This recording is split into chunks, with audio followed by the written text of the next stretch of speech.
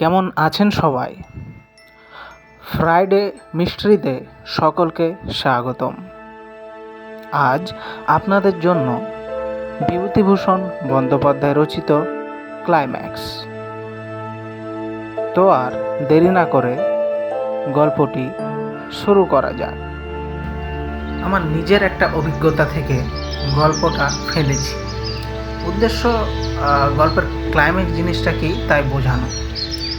শ্রুতি বা শিষ্যা আমার স্ত্রী এবং আমার চতুর্দশ বর্ষীয়া ভগ্নী মীরা। প্রথমে সংজ্ঞাটা সম্বন্ধে ধারণাটা পরিষ্কার করে দিলাম। বললাম, ক্লাইম্যাক্স হচ্ছে কোনো রচনা বা রচনাংশের চরম পরিণতি। সে রচনা গল্প, উপন্যাস, কাব্য, মহাকাব্য যাই হোক, কোনো একটা বিশিষ্ট ব্যাপক অনুভূতিকে ধাপে ধাপে তুলে নিয়ে গিয়ে একেবারে চূড়ান্ত পর্যন্ত ঠেলে দেওয়া হলো ক্লাইম্যাক্স। সেদিক দিয়ে বিচার করতে গেলে যেমন সমগ্র বইখানার শেষাংশ তার ক্লাইম্যাক্স হতে পারে, তেমনি একটা অধ্যায় বা আরও খণ্ডিত অংশেও একটি বিশেষ অনুভূতি বা পরিস্থিতির ক্লাইম্যাক্স সৃষ্ট হতে পারে। এই ক্লাইম্যাক্সটিকে ঠিকমতো ফুটিয়ে তোলাতেই রচনা বা রচনাংশের সার্থকতা। ক্লাইম্যাক্স জিনিসটা খুব পরিষ্কার রূপ নিয়ে ওঠে কোনো তীব্র অনুভূতি নিয়ে রচনার মধ্যেই। তাতে পাঠক বা শ্রোতা তীব্র উৎকণ্ঠার মধ্যে এমন আত্মবিস্মৃত হয়ে যেতে পারে যে একেবারে বাহ্য জ্ঞান হারিয়ে বসতে পারে। কি বলছি, কি করছি, কোথায় আছি সে বিষয়ে কোনো সন্ধিত থাকে না। এমনকি পরিণতিটা যতটা খারাপ হোক না কেন, হঠাৎ উল্টে গেলে একটা আশাভঙ্গের ধাক্কাও লাগে বুকে। মীরার দিকে চেয়ে বললাম, এই সবের জন্য তোমার দিদি বই হাতে করে রান্নাঘরে ঢুকলে শুক্তো হয়ে যায় টক, অম্বল হয়ে যায় তেতো, দুধ হয়ে যায় নোনতা, আর ডাল হয়ে যায়। স্ত্রী বললেন, গল্পটা বললে বসবো, ব্যাখ্যা না করতে হয়তো শুধু ওর কাছেই করো। বসো বসো বলে আরম্ভ করে দিলাম। একবার দিন সাতেকের জন্য আমি আমার বন্ধু বিকাশের ওখানে বেড়াতে যাই। দ্বিতীয় কিংবা তৃতীয় দিনের কথা। বিকাশ একটা বিশেষ দরকারে সকালেই বাইরে বেরিয়ে গেল, ফিরবে খানিকটা রাত করেই। সমস্ত দিনটা বই পড়ে আর এদিক ওদিক করে সন্ধ্যার একটু আগে মনে হলো খানিকটা বাইরে ফাঁকা থেকে না হয় বেরিয়ে আসি। বিকাশ এলেই তো আবার শহর দেখা, রাজবাড়ি দেখা, পার্টি, ক্লাব এই সব আরম্ভ হবে। ট্রেনে আসবার সময় শহর থেকে আন্দাজ মাইল দুয়েক দূরে একটি জায়গা বড় ভালো লেগেছিল। বেশ চওড়া নদী, তা কলকাতার গঙ্গার প্রায় আধাআধি হবে সব মিলিয়ে। ওপরে একটা ন্যাড়া পোল, তার উপর দিয়ে গাড়িটা এলো। দূরে দূরে পাহাড়, পাহাড় না হোক এখানে ওখানে কিছু টিলা ছড়ানো, কয়েকটা বেশ খানিকটা উঠেও গেছে। আমাদের গাড়িটা পাস করলো ঠিক সূর্যাস্তের মুখে। পাহাড়ে নদী, মাঝখানে শুধু কয়েকটা জলের রেখা ছড়ানো রয়েছে, বাকি সমস্তটাই ধুধু করছে বালি। সেই গেরুয়া রঙের বালির ওপর প্রচণ্ড সূর্যের রাঙা রশ্মি পড়েছে ছড়িয়ে। গাংচিলের ছোট বড় ঝাঁক বাসায় ফিরছে। জলের ধারে চঞ্চল কাদা খোঁচার গায়ে সোনালি রোদটা ঝিকঝিক করে উঠছে। সমস্তটুকু মনে গেঁথে গিয়েছি। জানতাম বিকাশকে বলতে যাওয়া বৃথা, কেননা যারা বইয়ের নেশায় ডুবে থাকে তাদের মতন কবি বলো, ঔপন্যাসিক বলো, কোনো লেখকই বিশেষ পছন্দ করে না, অর্থাৎ তার ওই অংশটাকে নেক নজরে দেখে না। স্ত্রী একটু বক্র দৃষ্টিতে চেয়ে শুনছিলেন। ওকে কটাক্ষ করছি ভেবে মন্তব্য করলেন, কেউ দেখে না নেক নজরে?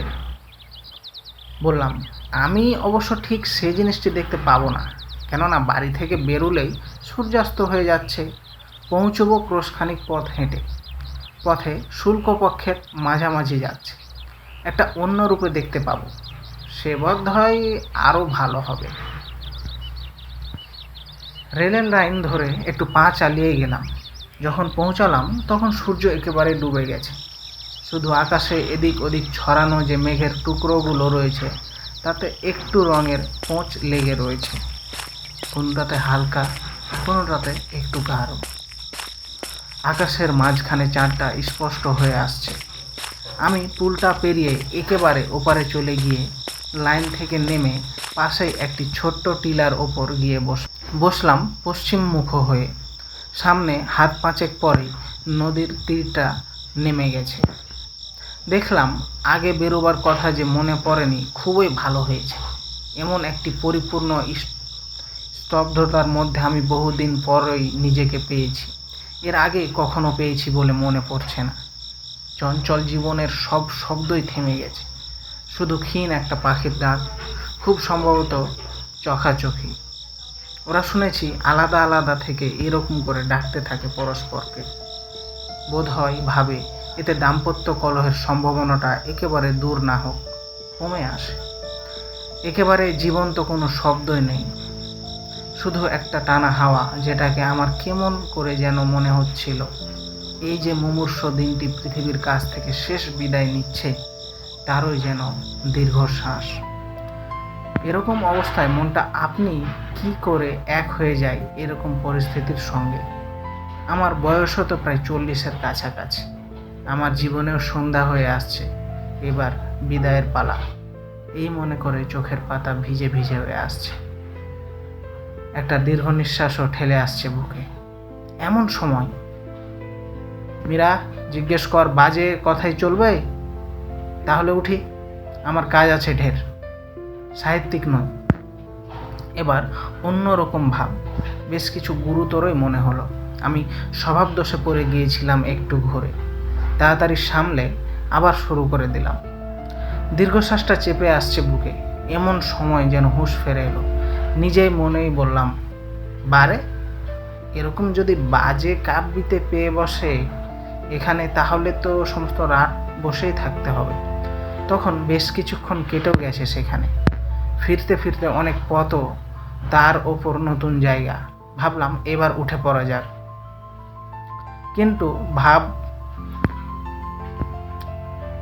কিন্তু মন থেকে জোর করে ঠেলে সরিয়ে দিলেও জায়গাটা নিজের একটা মোহ আছে।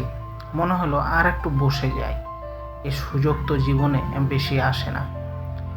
এরকম উঠবার কথা মনে হতেই আর একটু বসে যায় করে অনেক বারই হয়ে গেল। কেমন যেন অদ্ভুত মনে হলো। কোনো আত্মীয় কুটুমের বাড়ি গেলে যেমন যখন তোমাদের বাড়ি যাই, একবার এক কথার উপর আরেকবার এক কথায় আটকে যায়, এখানে জায়গাটা যেন টেনে টেনে রাখছে। বেশ খানিকটা এইভাবে কাটবার পর হঠাৎ এক সময় যেন আমার চমক ভাঙলো, যেন কোথাও বা কিসের মধ্যে তলিয়ে গিয়েছিলাম।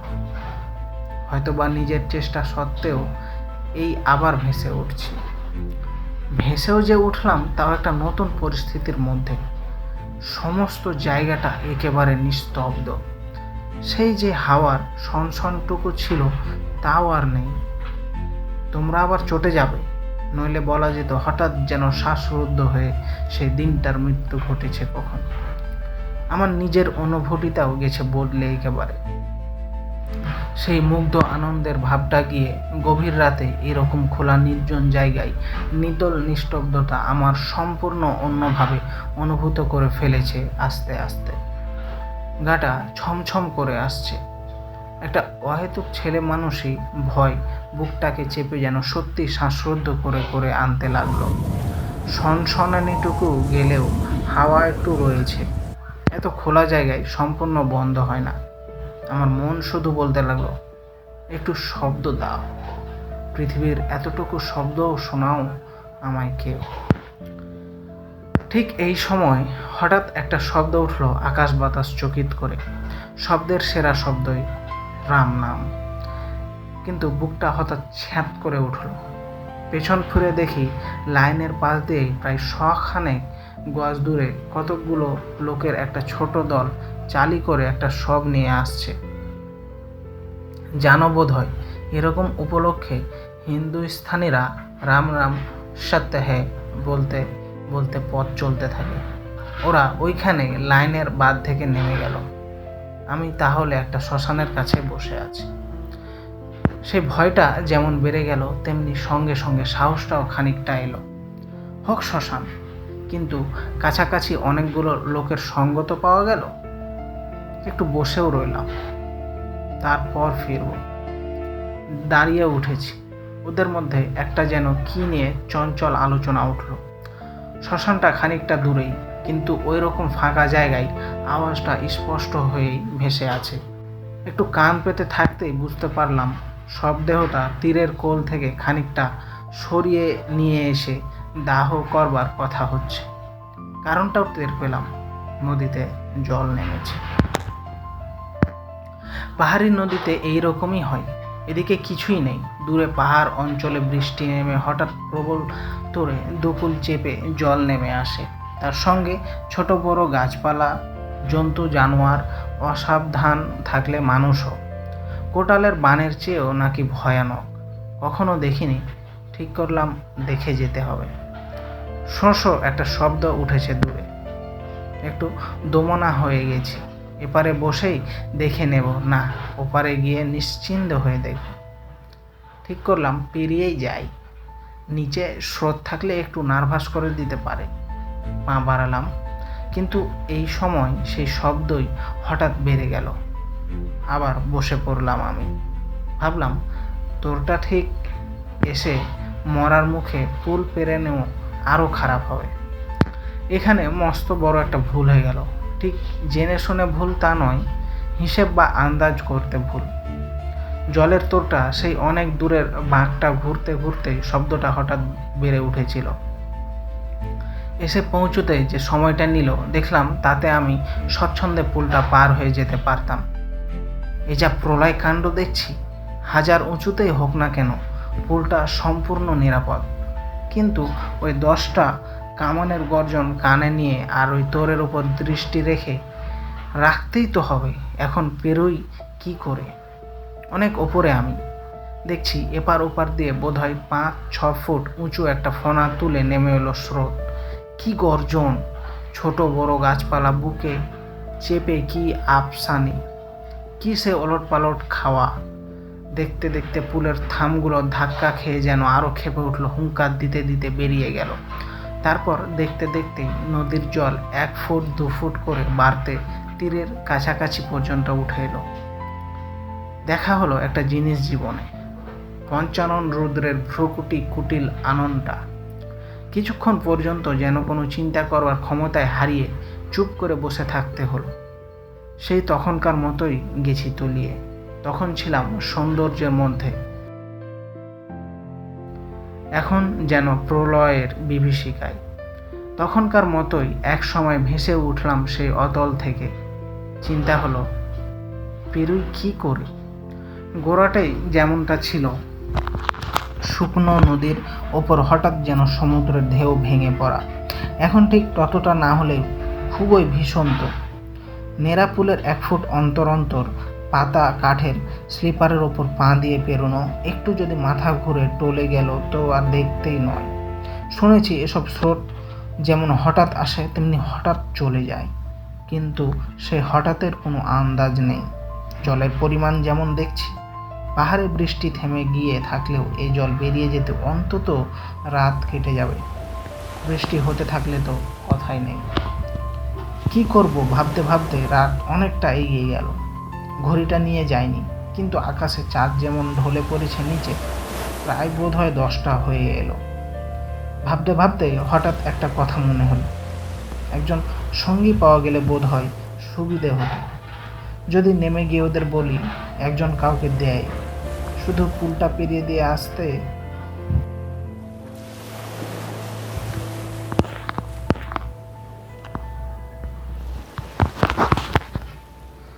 আমার চিন্তাটাই যেন রূপ নিয়ে আমার পাশে এসে পৌঁছলো। দেখি আমার পেছন দিকে কখন একটি লোক এসে রেলের বাঁধের ওপর উঠতে যাচ্ছে। বলতে ভুলে গেছি, আমি গিয়েছিলাম পুজোর ছুটিতে। পুজো শেষ করে বেশ একটু ঠান্ডার ভাব এসে গেছে তখন। লোকটার গায়ে আগাগোড়া একটা সাদা চাদর জড়ানো, মাথার ওপর দিয়েও ঘুরিয়ে আনা। এদিকে বেশ সরল বলে মনে হলো। একেবারে তালের মাথায় পেটা কথাটা বলতে যাচ্ছিলাম, ওই যেন এতক্ষণ লক্ষ্য করেন। হঠাৎই দেখতে পেয়ে দাঁড়িয়ে পড়ে আমায় জিজ্ঞেস করলো, বাবু, আপনি অসময়ে এখানে বসে যায়? হিন্দিতেই করলো জিজ্ঞেস। বললাম, দেখো না, বেড়াতে এসেছিলাম, আচমকা নদীতে বান ডেকে এসে। পেরুতে ভয় পাচ্ছেন? একটু অধরভাবে হাসলো লোকটা। মনে হলো তাতে যেমন ভরসা দেওয়ার চেষ্টা আছে, তেমনি একটু যেন ব্যঙ্গও রয়েছে মেশানো। বলল, অমন হয় পেরুতে ভয়, ভয়ঙ্কর নদী তো, কিন্তু আসলে ভয়ের কিছুই নেই। এই তো আমি যাচ্ছি, আসুন না, আসবেন? আসুন তাহলে, আমার আবার সময় নেই। বলতে বলতেই পা বাড়িয়েছি। আমি তাড়াতাড়ি নেমে এসে সঙ্গ নিলাম। ও আগে আগে, আমি ঠিক পেছনে। পুলের ওপর উঠে যেতে যেতে একটু কথাও হলো। আমি জিজ্ঞেস করলাম, তুমি ওই দলের লোক? যেন ওদিক থেকে উঠে এলে মনে হলো। বললে, হ্যাঁ। কোথা থেকে আসছো তোমরা? কি একটা নাম বললে, মনে নেই।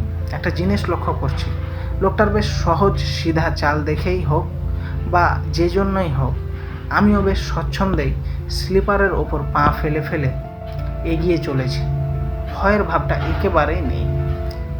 সেই কথাই বললাম ওকে। বললাম, একজন সঙ্গী পেলে সত্যি বড় সুবিধা হয়। তোমার আবার দেখছি পা খুব শক্ত, একটুও এদিক ওদিক হচ্ছে না।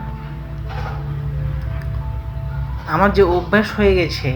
তবে হ্যাঁ, কথা ঠিক বলেছেন যে একজন সঙ্গী পেলে ভালোই হয়, নইলে এ অবস্থায় বড্ড যেন একলা আর অসহায় বোধ হয় না? বললাম, সত্যি তাই, খুব পেয়ে গেলাম তোমায়, কপালের জোর বলতে হবে আমার। আবার ঘুরে চেয়ে সেই রকম হেসে বলল, কপালের জোর কি আর আমারই নয়? কেমন পথের মাঝে পেয়ে গেলাম আপনাকে, যেন আমার জন্য বসেছিলেন নয় কি? আমিও হেসে বললাম, তা ভিন্ন আর কি, কিন্তু হ্যাঁ, ঠিক কথা, ভুলেই যাচ্ছিলাম।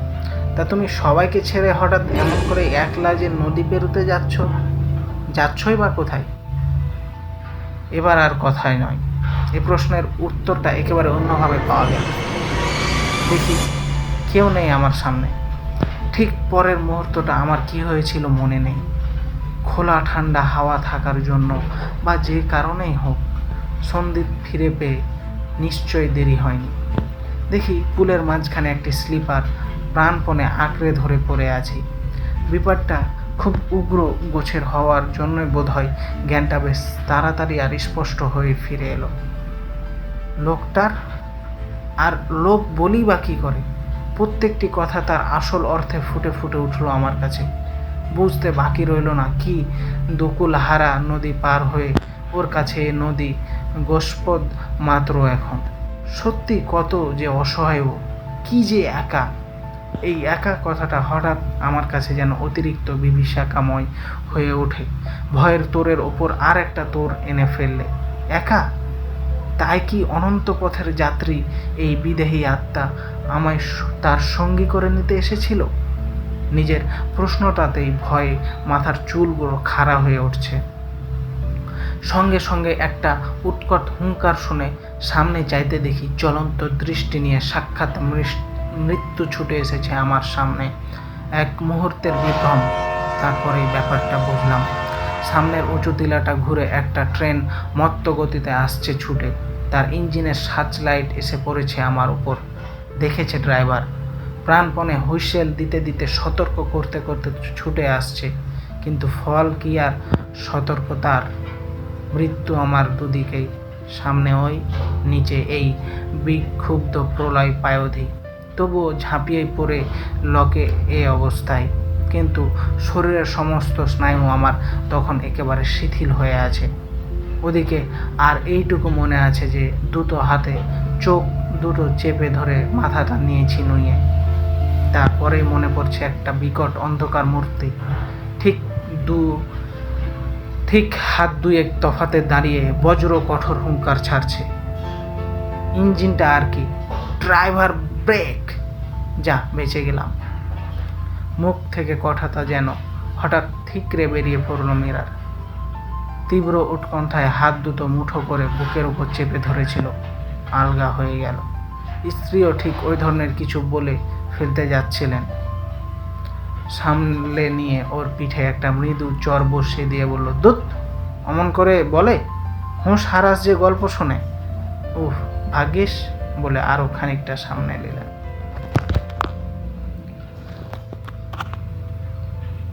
আজকে এ পর্যন্তই। ধন্যবাদ সকলকে ফ্রাইডে মিস্ট্রির সাথে থাকার জন্য।